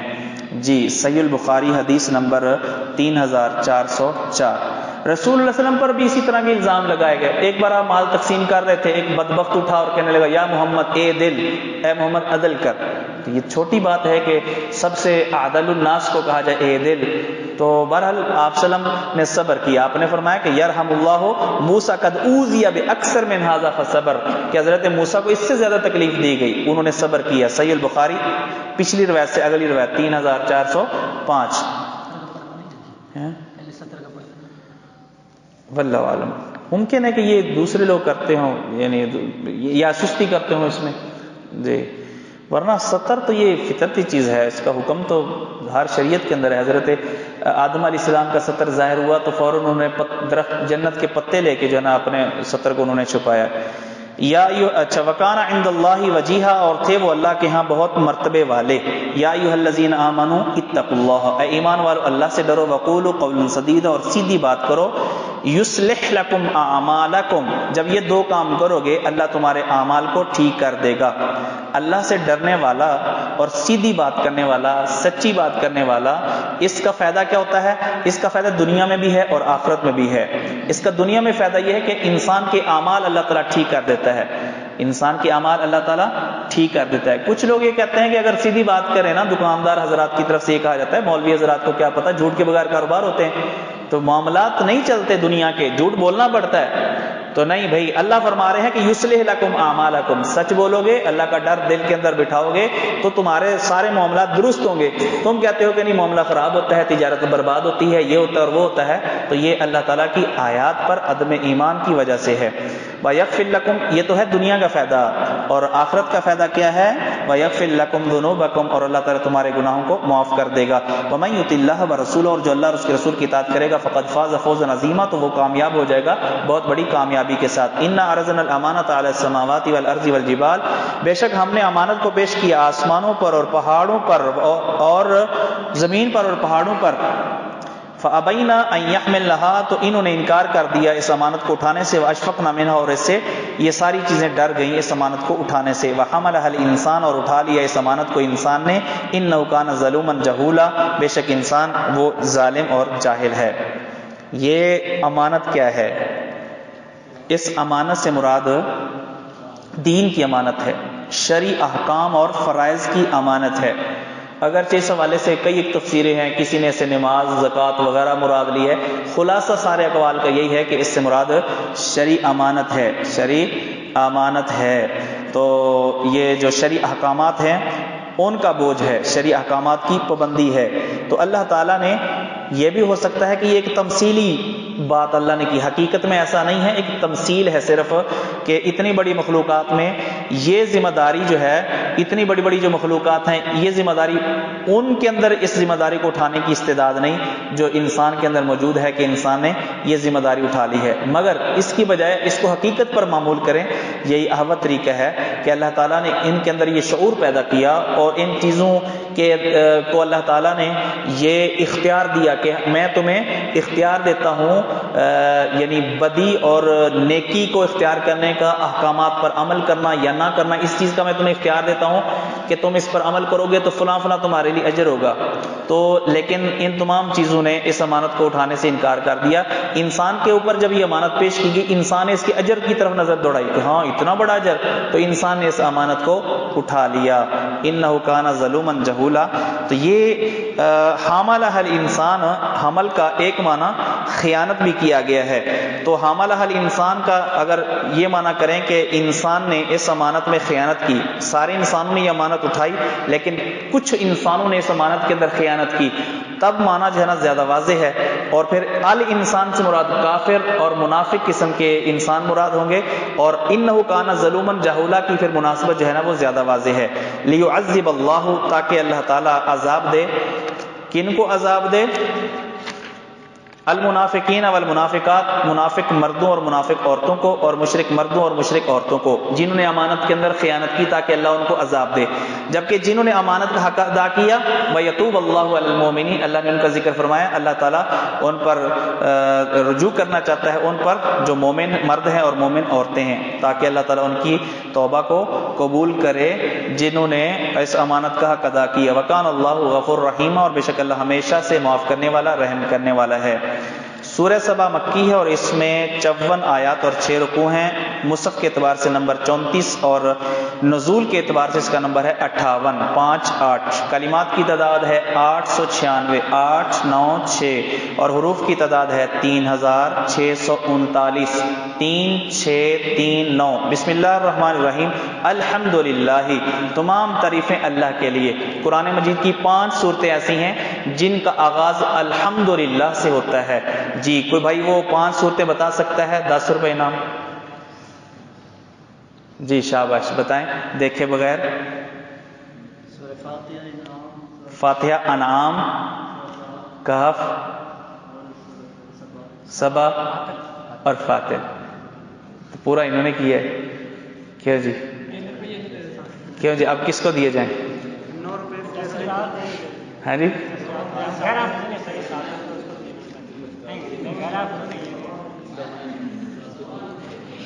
چلو ٹھیک ہے جی دونوں دے دینے. یہ لے جی بعد میں اٹھا لینا ہے. انگلی کھڑی نہ کام نہیں بننا ہوں دسنا پہلے.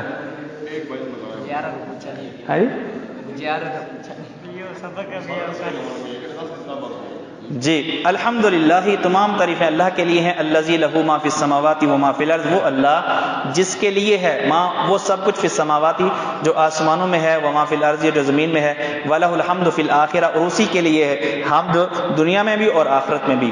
ایک معنی.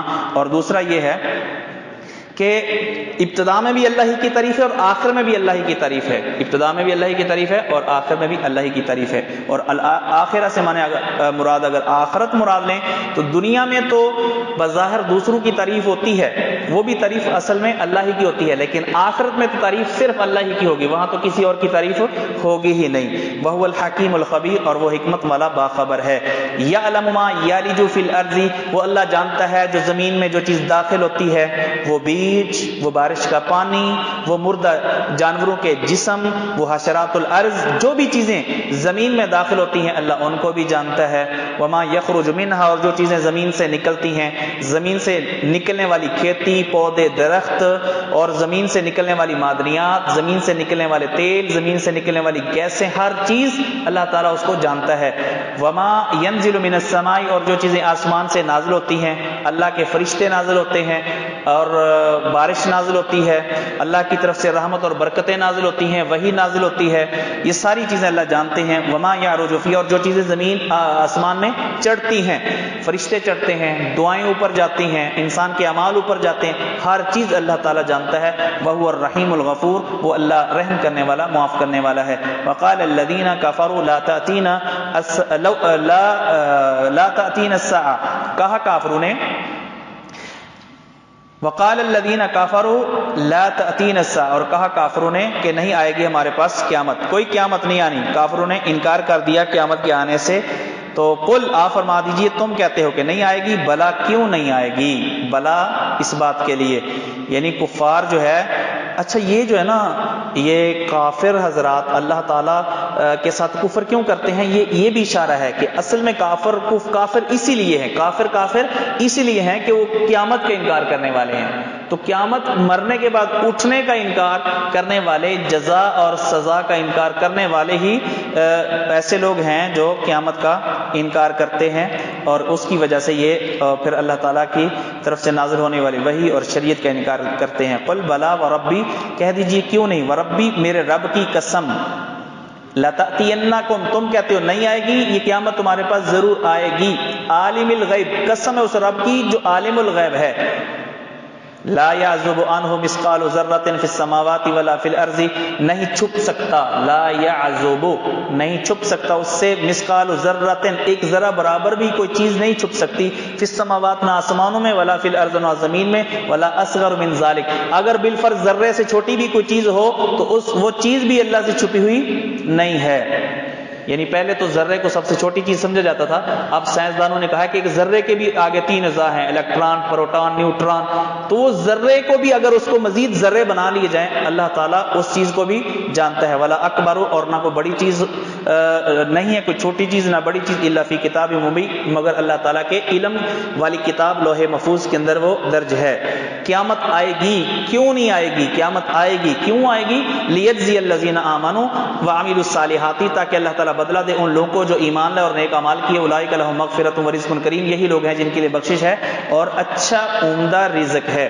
والذین سعوا فی آیاتنا، وہ لوگ جنہوں نے ہماری آیتوں میں کوشش کی، کس چیز کی؟ معاجزین، ہمیں عاجز کرنے کی، اولئک لہم عذاب من رجز علیم، ان کے لیے عذاب ہے دردناک عذاب سے، ان کے لیے سزا ہے دردناک عذاب سے۔ وَيَرَى الَّذِينَ أُوتُوا الْعِلْمَ، اور دیکھیں گے، رؤیت قلبی مراد ہے، الَّذِينَ أُوتُوا الْعِلْمَ، وہ لوگ جن کو علم دیا گیا، الذی انزل الیک من ربک، اس چیز کو جو نازل کی گئی آپ کی طرف، آپ کے رب کی طرف سے، آپ کی طرف، هو الحق، تو وہ دیکھ لیں گے کہ وہی چیز حق ہے۔ ویہدی الی صراط العزیز الحمید، اور اللہ تعالیٰ رہنمائی کرتا ہے، تعریف، اور وہ کتاب رہنمائی کرتی ہے جو نازل شدہ ہے، الی صراط العزیز، اس اللہ کے رستے کی طرف جو غالب ہے، الحمید، تعریف کیا ہوا ہے۔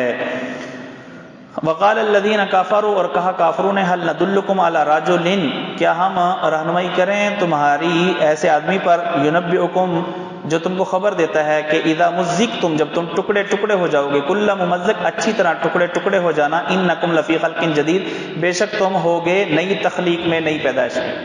یہ استہزاء کے طور پہ اور تعجب کے انداز میں کہتے تھے کہ تمہیں ایسا بندہ دکھائیں جو کہتا ہے کہ مرنے کے بعد دوبارہ اٹھیں گے، جب مرنے کے بعد سب کچھ ختم ہو جائے گا، جوڑ ہمارا الگ ہو جائے گا، یہ کہتا ہے کہ دوبارہ اٹھائے جاؤ۔ تو یہ تعجب کے انداز میں یہ بات کہتے تھے۔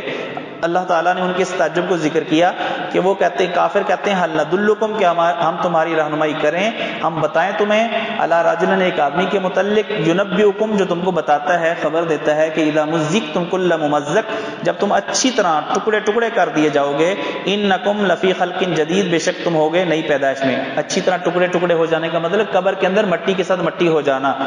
افترا علی اللہ کذبا ام بہ جنہ، اب اس کی دو ہی وجوہات، وہ بدبخت کہہ رہے تھے کہ اب اس کی دو ہی وجوہات ہو سکتی ہیں کہ اللہ کے نبی ایسی بات کر رہے ہیں، یا تو اللہ پر جھوٹ باندھ رہے ہیں، اللہ نے یہ نہیں کہا کہ قیامت آئے گی، مرنے کے بعد دوبارہ اٹھیں گے، لیکن اللہ پر الزام لگا دیا، ام بہ جنہ، یہ دیوانگی ہے اور پاگلوں والی بات کر رہے ہیں، الیاذ باللہ۔ جی انہوں نے کہا کہ افطرا اللہ کاذبا، افطرا، کیا جھوٹ باندھا ہے اللہ پر، کیا گڑا ہے اللہ پر، کاذبا، جھوٹ، ام بہ جنہ، یہ اس کے ساتھ ہے دیوانگی، جنون۔ بل، نہیں، ایسی کوئی بات نہیں ہے، بل الذین لا یؤمنون بالآخرۃ فی العذاب والضلال البعید، قیامت آئے گی، وہ لوگ جو نہیں ایمان لاتے آخرت پر، وہ عذاب میں ہوں گے اور دور کی گمراہی میں ہیں۔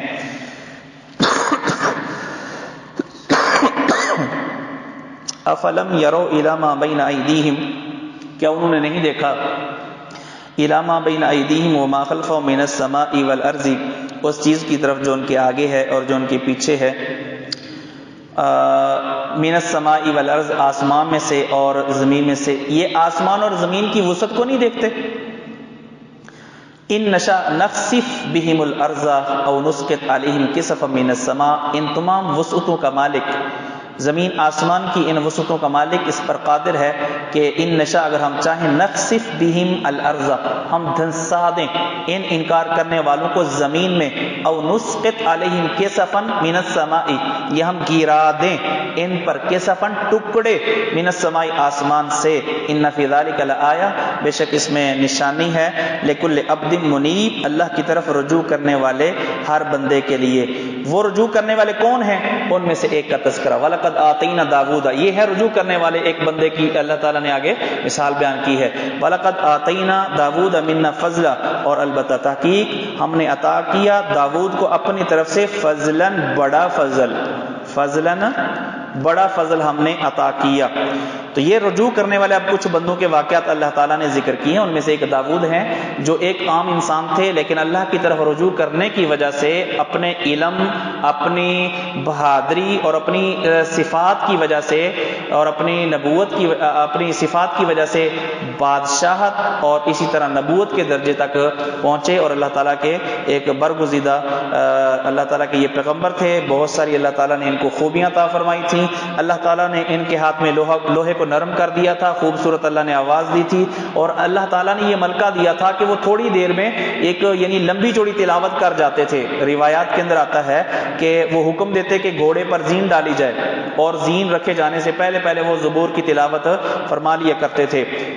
اور ان کی عبادت حدیث میں آتا ہے کہ وہ ایک دن روزہ رکھتے تھے اور ایک دن افطار کرتے تھے، اور رات کو آدھی رات پہلے سوتے اور پھر ایک تہائی قیام کرتے اور پھر ایک سدس پھر سو جاتے تھے. تو بڑے اللہ تعالیٰ کے عبادت گزار یہ بندے تھے. یا جبالو، اللہ نے یہ اعزاز دیا کہ ان کے ساتھ اللہ تعالیٰ کی دیگر بے جان مخلوقات اور جاندار غیر شعور مخلوقات بھی ان کے ساتھ اللہ کی تسبیح بیان کرتی تھی. اللہ نے پہاڑوں کو حکم دیا، قلنا یا جبالو، قلنا محذوف، یا اے پہاڑوں اب بھی تسبیح دہراؤ معہو حضرت داؤد کے ساتھ، والطیرہ، اور اس طرح پرندوں کو بھی اللہ تعالیٰ نے حکم دیا کہ تم بھی اللہ کے حضرت داؤد کے ساتھ تسبیح جو ہے وہ دہراؤ. وَأَلَنَّ لَهُ الْحَدِيدَ، اور ہم نے نرم کر دیا ان کے لیے لوہا.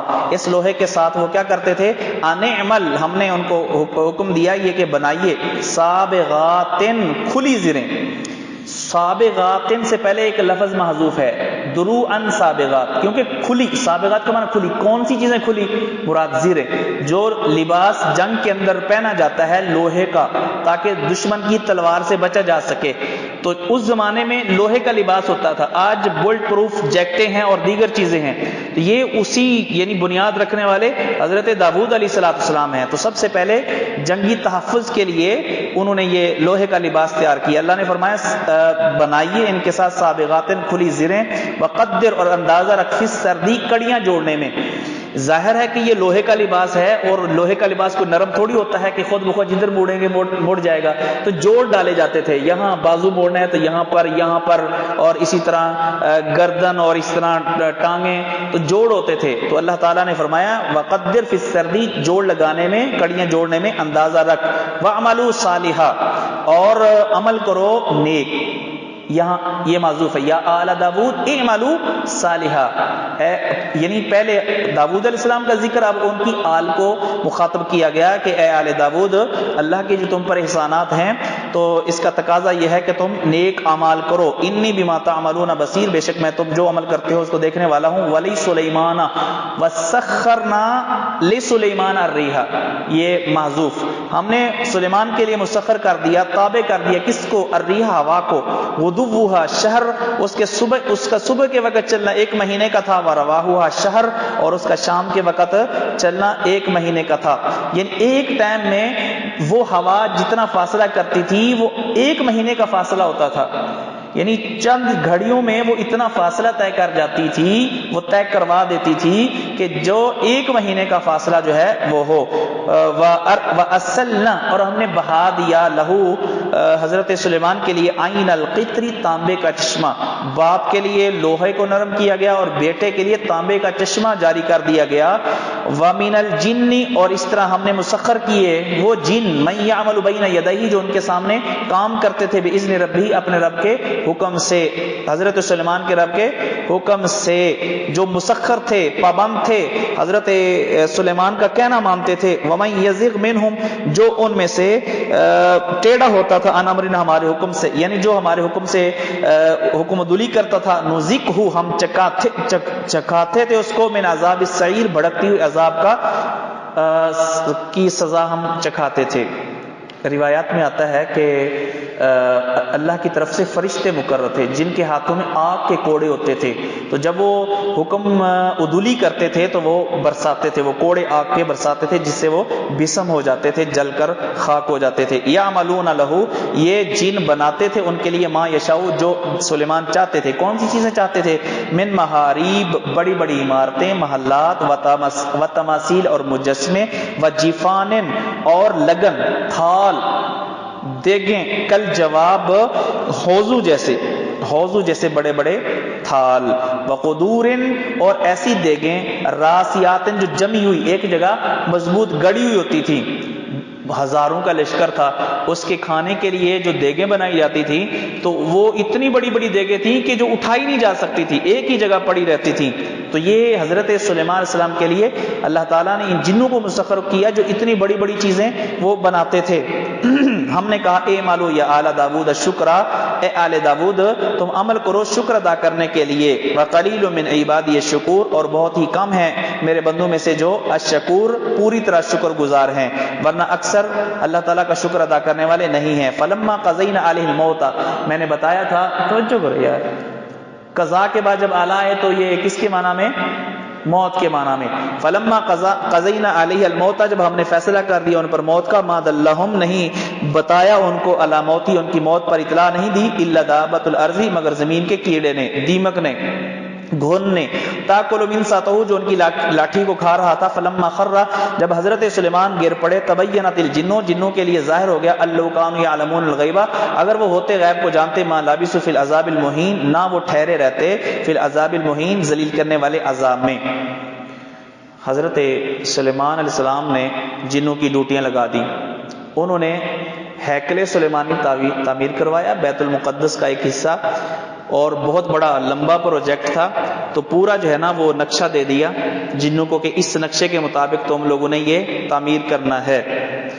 اور حضرت سلیمان علیہ السلام اب عبادت کے لیے اپنے عبادت خانے کے اندر وہ چلے گئے، اور وہاں پر انہوں نے وہ عبادت میں مشغول ہو گئے کھڑے ہو کر، اور جو ان کا وہ حجرہ تھا وہ اپنا دوسرا یعنی ایسا معلوم ہوتا ہے کہ وہ شیشے کا تھا جس سے باہر سے لوگ دیکھ سکتے تھے، یا یہ ممکن ہے کہ وہ نگرانی کر رہے تھے اور وہیں پہ کھڑے ہوئے تھے، تو اسی طرح وہ کھڑے رہے، حتیٰ کہ وہ جو لکڑی تھی نا اس لکڑی کو گھون لگ گیا، اور ایسا ایسا جس لکڑی کے سہارے پہ کھڑے تھے اللہ تعالیٰ نے کھڑے کھڑے ان کی روح کو قبض کر لیا۔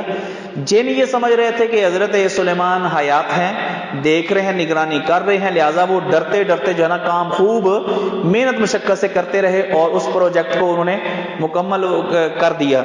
تو ان کو پتہ نہ چلا کہ سلیمان علیہ السلام فوت ہو گئے ہیں، دنیا سے چلے گئے ہیں، روح پرواز کر گئی ہے۔ جب وہ لاٹھی ختم ہو گئی تو حضرت سلیمان علیہ السلام نیچے جو ہے وہ گر پڑے، تب ان کو پتا چلا کہ ہم تو ایسے ڈر کے جو ہے نا بھاگم بھاگ کام کرتے رہے، حضرت سلیمان علیہ السلام تو اللہ کے پاس پہنچ چکے ہیں۔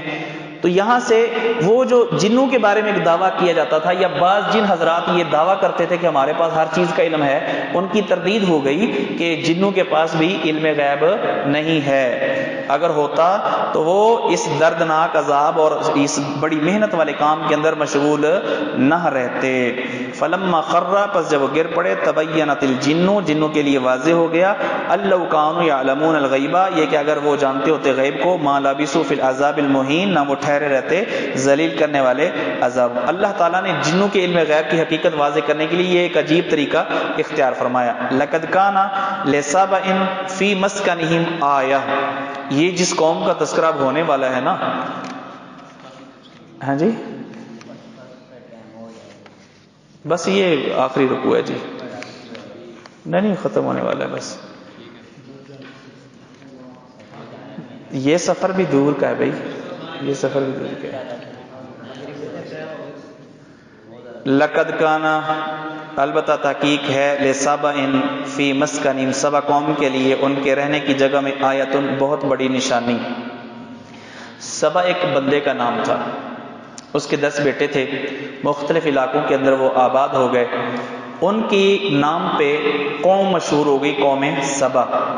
اور ایک ملک بھی ہے آج کل جس کو یمن کہا جاتا ہے، تو یمن کے اندر رہنے والی یہ قوم، یہ اس قدر اللہ تعالیٰ نے ان کو حکمت سے اور معیشت کے حوالے سے مضبوط کیا تھا کہ انہوں نے، حالانکہ وہ جو علاقہ تھا وہاں کوئی دریا اور سمندر نہیں تھے، پہاڑوں کا پانی آتا تھا تو زائد چلا جاتا تھا، انہوں نے بڑے بڑے ڈیم بنا لیے اور پانی کو محفوظ کر لیا، بڑے بڑے ڈیم بنا کر انہوں نے پانی کو ذخیرہ کر لیا اور محفوظ کر لیا۔ اور پھر اس پانی کو انہوں نے نہریں نکال کے اس پانی کو اپنے کھیتوں تک پہنچایا اور انہوں نے اپنے علاقے کو سرسبز اور شاداب کر دیا، حتیٰ کہ کہا جاتا ہے کہ اس پانی سے سراب ہونے والے جو باغات ہیں وہ 300 میل تک پھیلے ہوئے تھے۔ اس پانی سے سیراب ہونے والے باغ 300 مربع میل، ایک طرف سے 300 میل نہیں بلکہ چاروں طرف سے 300 میل تک پھیلے ہوئے تھے۔ بلکہ بڑی عجیب بات کسی نے کہی ہے کہ عورت ٹوکرا لے کے وہاں سے گزرتی تو اتنا اوپر سے پھل گرتا تھا، اتنا لمبا چوڑا باغ تھا کہ وہ ٹوکرا جو ہے ویسے توڑے بغیر ہی بھر جاتا تھا۔ جی تو بڑی اللہ تعالیٰ کی طرف سے فراوانی معیشت کے حوالے سے اللہ تعالیٰ نے ان کو دی۔ اور پھر وہ تجارت کے لیے شام جاتے تھے، راستے میں 2 انعام تھے ان پر اللہ تعالیٰ کی طرف سے، ایک یہ ہے کہ ان کے لیے یہ پانی اور پھر یہ باغات یہ چیزیں، اور دوسرا یہ ہے کہ اللہ تعالیٰ نے ان کے سفر کو آسان فرما دیا۔ سفر آسان اس اعتبار سے کہ وہ جس سفر سے گزرتے تھے وہ سفر بڑا محفوظ تھا، جگہ جگہ بستیاں تھیں، جگہ جگہ بستیاں تھیں، تو ڈر اور خوف نہیں تھا۔ عام طور پہ جو چھوٹے رستے تھے عرب کے اندر اس زمانے کے اندر وہ غیر محفوظ تھے، جبکہ یہ جو شاہراہ تھی ایک بڑا رستہ تھا تو جگہ جگہ بستیاں تھیں اور پانی کا اور دیگر چیزوں کا انتظام تھا، تو وہ بڑا پرامن سفر تھا۔ تو یہ بھی اللہ کی طرف سے انعام تھا۔ اس قوم نے اللہ کی ان نعمتوں کی ناشکری کی جس کی وجہ سے یہ دونوں چیزوں سے محروم ہو گئے۔ ان کے اوپر وہ جو ہے نا خوب سیلاب آیا، ان کا وہ بند ڈیم ٹوٹ گیا اور جو ان کے باغات تھے وہ سارے باغات اجڑ گئے اور وہ اسی طرح جو ہے نا وہ خالی ہاتھ جو ہے وہ رہ گئے۔ جی اللہ تعالیٰ نے فرمایا لقد کا پچھلے جو رکوع کے اندر آخری لفظ تھا نا لکل عبد منیب، رجوع کرنے والے اللہ نے اپنے 2 بندوں کا ذکر کیا۔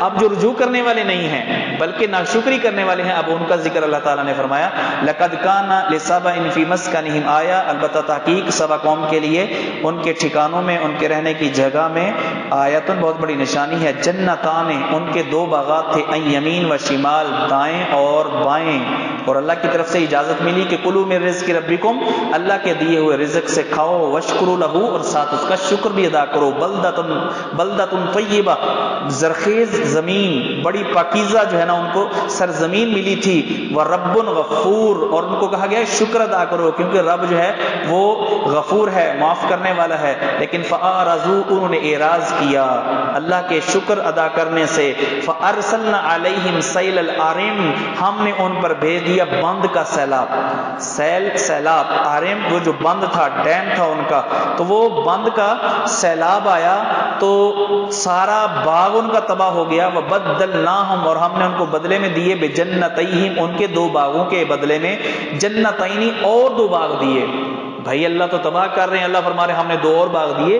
یہ مذاق کے انداز میں کہا گیا ہے کیونکہ وہ باغ کس چیز کے تھے آگے ذکر آ رہا ہے، وہ ایسے جھاڑیوں کے باغ تھے۔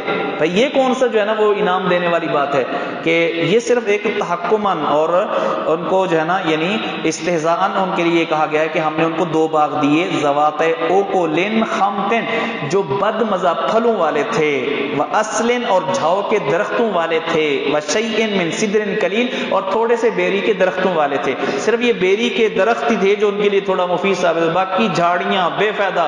آپ دوبارہ وہاں باغ لگانا بھی چاہیں تو پہلے ان کو ساری صفائی کرنی پڑے، محنت کرنی پڑے، تو اللہ تعالیٰ نے ان کی ناشکری کے صلے میں ان کے 2 باغ تباہ کر دیے۔ ذالک جزیناہم، یہ ہے ان کا بدلہ جو ہم نے ان کو دیا، بما کفروا، ان کی کفر اور ان کے ناشکری کی وجہ سے۔ وہل نجازی الا الکفور، یہ اسی طرح کا بدلہ ہم نہیں دیتے مگر بہت ناشکروں کو۔ یہ ناشکری کا بدلہ صرف اسی قوم کے لیے نہیں، اور بھی قومیں اگر ناشکری کریں گی ان کے لیے بھی یہی بدلہ ہے۔ ناشکری قوموں کے لیے اللہ کی طرف سے یہی بدلہ ہے۔ یہ پہلا انعام تھا۔ دوسرا انعام وجعلنا بینہم وبین القری التی بارکنا فیہا، ہم نے ان کے اور ان بستیوں کے درمیان، القری التی بارکنا فیہا، جن بستیوں میں ہم نے برکت رکھی ہے۔ یہ بار بار یہ چیز آ چکی ہے کہ شام کے علاقے مراد ہیں جہاں اللہ کی طرف سے روحانی اور مادی برکتیں ہیں۔ ہم نے بنا دی قرن ظاہرہ، نظر آنے والی بستیاں، وقدرنا فیہا السیر، اور ہم نے اندازہ مقرر کیا اس میں چلنے کا، سیروا فیہا لیالیا، اور یہ رستے اس قدر مطمئن تھے اللہ کی طرف سے کہا گیا کہ سیروا فیہا، ان رستوں میں چلو، لیالیا، رات کے وقت، وایامن، یا دن کے وقت، آمنا، بے خوف ہو کر۔ فقالوا، لیکن ان بدبختوں نے، ان کو یہ آسانی راس نہ آئی، یہ نعمتیں راس نہیں. انہوں نے کہا یہ کوئی کون سی بہادری ہے کہ اس طرح کے پرامن رستوں پہ چلا جائے. مشکلات سے ہم بہادر لوگ ہیں, مشکلات ہم سہنا چاہتے ہیں, جس طرح بعض لوگ خود یعنی جان بوجھ کے اپنے آپ کو مشکل میں ڈالتے ہیں. تو اس قوم نے بھی اس پر اللہ کا شکر ادا کرنے کی بجائے خود اپنے لیے مشکل مانگی. کہا ربنا اے ہمارا رب باعد بین اسفارنا, ہمارے سفروں میں دوری پیدا کر. یہ قریب قریب بستیاں نہیں ہونی چاہیے. جب وہ لوگوں سے سنتے نا کہ ہم تو اتنے خطرناک رستوں پہ سفر کرتے ہیں, وہ کہتے کاش ہمارے لیے بھی اس طرح کا موقع ہو, ہم بھی اس طرح کے پر خطر جو ہے وہ سفر کریں. ایسے بدبخت تھے. وظلموا انفسهم, انہوں نے اپنے نفسوں پر ظلم کیا. فجعلناهم احادیث, ہم نے ان کو کہانیاں بنا دیا. ومزقناهم كل ممزق, اور ان کو ہر طرح سے ٹکڑے ٹکڑے کر دیا. ان فی ذلک لآیات لکل صبار شکور, اس میں ہر صبر کرنے والے شکر کرنے والے کے لیے نشانیاں ہیں. ولقد صدق علیہم ابلیس ظنہ, جو گمان ابلیس نے ظاہر کیا تھا کہ اللہ تھوڑی ہوں گے تیرے شکر گزار بندے, اکثر کو میں گمراہ کر دوں گا. شیطان نے یہ جو گمان ظاہر کیا تھا اس نے سچ ثابت کر. اکثر لوگ ایسے ہی ہوتے ہیں, نا شکری ہوتے ہیں. وَلَقَدْ صَدَّقَ عَلَيْهِمْ إِبْلِيسُ ظَنَّهُ, اور البتہ تحقیق ابلیس نے ان پر سچ ثابت کر دیا اپنا گمان. فَاتَّبَعُوهُ, تو انہوں نے اس کی پیروی کی. إِلَّا فَرِيقًا مِنَ الْمُؤْمِنِينَ, مگر ان قوم سبا میں سے ایک فریق جو ایمان لانے والا تھا اس کے علاوہ. وَمَا كَانَ لَهُ عَلَيْهِمْ مِنْ سُلْطَانٍ, اور نہیں ہے اس کے لیے لوگوں پر من سلطان کوئی غلبہ. الا لنعلم من یؤمن بالآخرۃ, مگر یہ کہ ہم جان لیں من یؤمن, کون ہے جو ایمان لانے والا ہے, بالآخرۃ, آخرت پر, ممن, ان میں سے, ہوا منہا فی شک, جو آخرت پر ایمان لانے میں شک میں ہے. ابلیس کو اختیار کیوں دیا اللہ تعالیٰ نے؟ اس لیے لنعلم, تاکہ ہم جان لیں کہ کون ہے آخرت پر یقین رکھنے والا اور کون ہے آخرت کے بارے میں شک کے اندر مبتلا. ممن ہوا منہا فی شک, منہا سے مراد آخرت, منہا سے مراد آخرت. وَرَبُّكَ عَلَى كُلِّ شَيْءٍ حَفِيظٌ, اور تیرا رب ہر چیز پر پوری طرح نگران ہے. تیرا رب ہر چیز پر پوری طرح حفیظ ہے, نگران ہے. چلیں جی.